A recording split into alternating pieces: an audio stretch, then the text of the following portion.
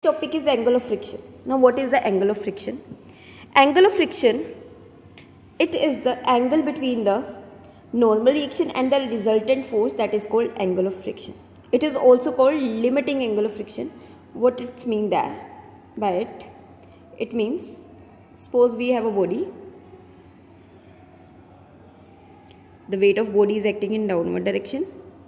As a result of it, normal reaction acting in upward direction. As friction is acting in opposite direction. So this two component, resultant of this component is this. This is R, resultant.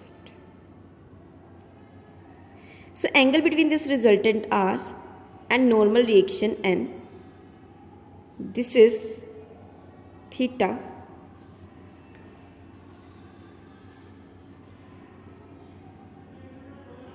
So the angle between,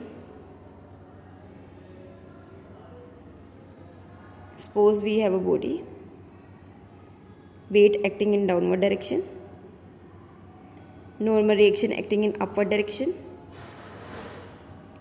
and friction acting in opposite direction. Suppose force acting in forward direction. So the resultant of friction and normal, this is R. This is the resultant of friction and normal. So the angle between this resultant and normal, theta, this angle is called angle of friction. Angle of friction. And this angle of friction, its tan theta value is equals to mu. Why mu? Because it is equals to perpendicular by base. For this triangle, if this is theta, this is also theta, alternate interior angle. This is friction, this is normal reaction, and this is resultant. This is perpendicular, this is base, this is perpendicular. So perpendicular is nothing but F, because these both are parallel, F upon, this is what, this is normal. We know that friction formula is F by N.